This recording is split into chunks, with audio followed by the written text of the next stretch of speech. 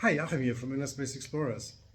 Today I want to talk about rebreather bailout planning, and we'll talk about it on a particular dive. And actually this request is here for a while, and I was not really sure if I want to do it. But yeah, I've been asked to do it a couple of times, and actually it's a safety thing. So yeah, before we talk about it, if you like my content, please hit the like button and subscribe to my channel.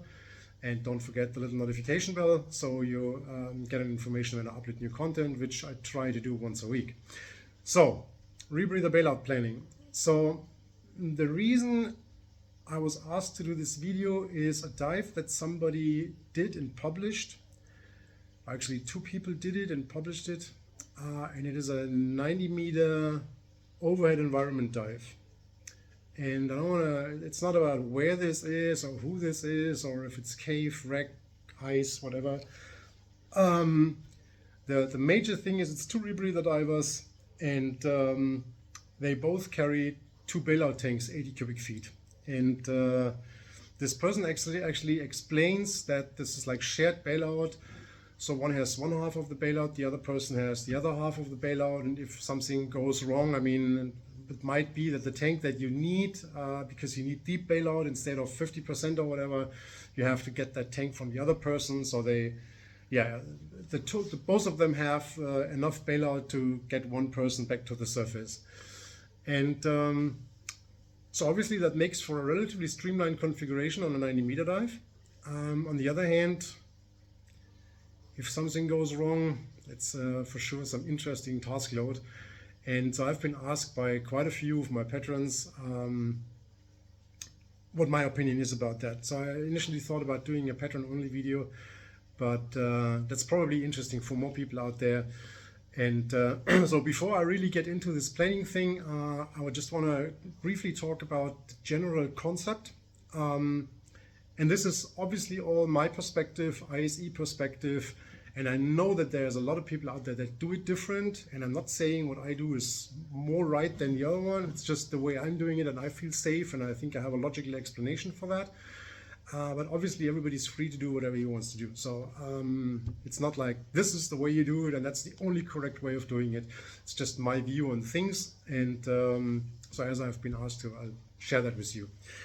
So generally speaking, if you have two open circuit divers, so both people having tanks on the back and breathing in and out and exhaling the gas in the water, the general thinking is that each of these divers should have enough gas that in the case of an emergency, in a worst case scenario, and that is always one person at the deepest portion of the dive being completely out of gas. So you give your regulator away, you share the gas that this one remaining intact diver, so to speak, has, and then go up to the surface. Obviously in a controlled manner. I mean, you already have an issue. You don't want to bolt to the surface and create a second issue like decompression illness or something like that, or lung overexpansion or whatever. So that means that each of these divers has to carry open circuit bailout enough to bring him or herself plus the partner up to the surface, which normally makes is quite a bit of gas. And there's obviously a certain calculating procedure for that in ISE that we teach, and so on. Don't want to go too much into that. So on a rebreather dive, and we talk two people diving rebreathers, not mixed teams or something like that. We talk two rebreathers divers on a serious dive where you basically need a rebreather. It's a bit different because you have the rebreather and you have bailout for the rebreather. So the other guy also has a rebreather and bailout for the rebreather. So you don't carry gas for the other person. So you only carry the gas to make it back to the surface, not in case of I lose all my gas, which is super unlikely. It's I lose the rebreather. So the rebreather gets flooded, there's a CO2 breakthrough, whatever. So this machine doesn't work anymore. You can't breathe from it, which means you have to basically throw it away, so to speak, and go to open circuit back out, and now you have to make it back to the surface. So the planning here is a little bit different because In open circuit, then you're like, okay, I need a minute to sort out the issue because now two divers have to come together and exchange a regulator and streamline them again and orient themselves and then start to swim out again. And then there's a certain stress level, and both of them are stressed, etc. So you raise the RMV that you calculate, depending on where you are, from 20 to 30 or to 40 liters per minute, etc., etc., etc. So the rebreather diver, also considering that this is a way more advanced way of diving, you calculate that a little bit different. But again, this is up to the individual. So what I'm showing you today and what I'm talking about is based on my experience, the way I dive, I plan these dives, and what I would do. And I'll show you in a minute something that I scribbled down for this dive, but I will not go too much into detail why I'm doing that, because I don't want anybody to take that decompression schedule and like, oh, that's great, that's what I'm gonna do, and then get bent, and then we're like, oh, this Achim guy on the internet said this is a proper decompression schedule. It's just something that I scribbled out from the back of my head, doing basically on-the-fly decompression, so ratio decompression. And just because this most probably works for me, it doesn't mean it works for you, and I don't want to get decompression schedules out there and then people experimenting with that or something like that. So if you want to do a dive like that, get proper training, do your own calculation, and don't rely on stuff that you find on the internet as a general recommendation, so to speak. So we said this is a 90-meter dive, and we talk about overhead environment dive. So you go down to 90 meters, you penetrate something, and the bottom time, the planned bottom time, is 30 minutes, which means you swim in 15 minutes, you swim out 15 minutes. Of course, it can be you swim in 2 meters and then you start circling for 30 minutes and then you swim out again, but that's not what we're planning for. So we think about going down, think about a cave, you go in, you go back out. So that means if something goes terribly wrong, so your rebreather stops working, the worst case scenario is 15 minutes into that overhead environment. Means you have to swim back 15 minutes on that depth at 90 meters before you can start an ascent. So that's the magic difference here. And if you do swimming around in 90 meters of water, something goes wrong, you can give thumbs up and start an ascent. So now you have to swim back 15 minutes minimum. So what I want to show you is how much gas I would take for that dive and why I would take that. And then you can always make your own decision. But keep in mind the person that we are talking about, or the two divers that we're talking about, each of them had 2 80 cubic feet tanks of bailout gas. And I could not figure out how they would want to do a bailout scenario on that. And that's why we compare it to what I would do. And as I said, it's not like my version is better than theirs. It's just a different approach, and you make your own decision. And let me know in the comments what you do or how you would do it or what you think, and always curious to hear that. So let me just switch that camera a little bit and see if we can make that work a little bit better here. So I just had to switch to another location, so the sun was like really reflecting on the sport. So again, I don't want you to get too much into these numbers because that's what I just fill out on the fly, and I don't want somebody to go out there and was like, oh great, that's a decompression plan that Achim came up with, and then do the dive, get bent, and then complain like, oh, this internet guy had no clue. So this is what I would do at the moment, but that doesn't mean it's correct. It doesn't mean it works for you, and I basically was thinking for quite a while if I show this or not. But it doesn't matter in the end. I just want to be sure everybody understands this is just to demonstrate my gas planning on that dive. So basically you can forget all of this here. I'll probably edit that out anyway. So we talk about 90 meters, 30 minutes, overhead environment, which means minimum 15 minutes swimming to the exit. And that, for me, in this example, gives 150 minutes of decompression. So now talking about the swimming out to the exit is 10 bars, 15 liters of RMV. That's what I'm calculating with in that case. 15 minutes of swimming makes 2,250 liters of gas, plus the 3 minutes to go up to 60. That means at least an 80 cubic feet tank of minimum 230 bars. In this particular case of 1080, that's what I will use. I know there's people that would use 1260 or something else. Yeah, maybe.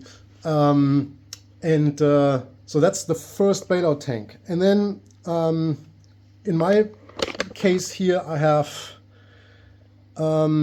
from 57 to 24 meters, I'm breathing 2135 for a total of 45 minutes, which gives you two 80 cubic feet tanks of 230 bars. And then I have an hour between 21 and 9 meters. So with an average depth of around about 15 meters, that gives you another 80 cubic feet tank with 50% or 15-25, depending a little bit on how your planning goes. And then you need at least a 7-liter tank with 100% for your remaining hour at oxygen. So this means that you need a total of 5 stages minimum. So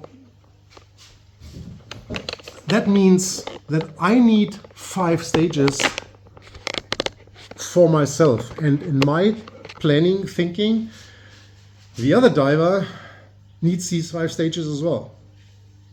Because obviously, I don't want to be in this overhead environment and then like, oh, the other guy has the deep bailout. That's not good. Hey, can you? That's not good. And it's not like you're at 90 meters and you're like, oh, I'll breathe the 2135 in the meantime. You can't. I mean, you can breathe it, but it will most probably kill you because it leads to a super high PO2 and also some massive narcosis. So that's not an option. And always think about it. You already have an issue. You don't want to create another one by not breathing the ideal gas or struggling or then rushing to another person, probably not taking care of hanging cables or formations or whatever. So you want to have all of your stuff. It's also a psychological thing. You know, whatever happens, okay, there's my deep bailout. That's the first one that I have here. So during the deep portion of the dive, if something goes wrong, that's the right gas. That's the one on top. That's the easiest one to reach. I don't need to have access to my oxygen at 90 meters. It doesn't do any good anyway. So of course there's even another idea on that. Of course there will be people that are like, oh, I don't want to do a penetration dive in 90 meters of water with 5 stages. That's too much. I don't want to handle that. I can't handle that. So of course there will be people, and I'm not saying I'm recommending this or whatever. I'm just saying it is an option that people take, that they stage these cylinders somewhere. I mean, if that's a cave dive, that's completely routine. But I also know that people in open water do that. Like they do deep wreck diving and they have their oxygen at a swing bar at 6 meters or whatever, and their 21 cylinders, their 50% cylinders at 21 meters hanging somewhere, which means they have to go back to that upline. So there's no way of just shooting SMBs somewhere and do an open water ascent, because then you don't have your bailout gas, right? So not something I would do. So I would have these cylinders with me, and I don't really care about these 5 stages. But that might be just me being weird as always. But that's something that we train for. And I always am completely happy to say, okay, this doesn't work. This is too much. So I can remember a dive on a submarine wreck that I desperately wanted to penetrate, but it was really deep. And I realized there's no safe way of doing that. It would have been like a single no mount somehow going through. And I was like, oh, that's nonsense, because there's no bailout anymore.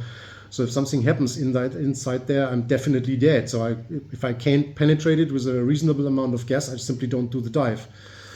But again, that's my decision. Probably somebody is like, oh, what a sissy. Yeah, good, fine, go for it. So I hope that makes sense for you. I'm really curious to hear your thoughts on that. And yeah, let me know in the comment section. And if you have videos like that you want to see, topics that you want to see covered, just drop me a message. I'm happy to do so. This is a little bit in between. There's something else basically coming up. So there's a video on the go coming up that is basically ready. I just couldn't finish the in-water part because I flooded my GoPro on the last dive, and I wanted to show it in the water, of course, as well. So the dry part's ready, and I didn't want to split it in like 2 parts or something like that. So I'm a week late with that. I just ordered a new camera, and as soon as this is here, I will do the underwater, go for another dive and shoot the underwater part again, and then you will see the go in action and more explanation about the rebreather and how it works and if I like it or not and so on. And yeah, hope you like that as well. So take care, happy new year, and I'll see you soon. Bye bye.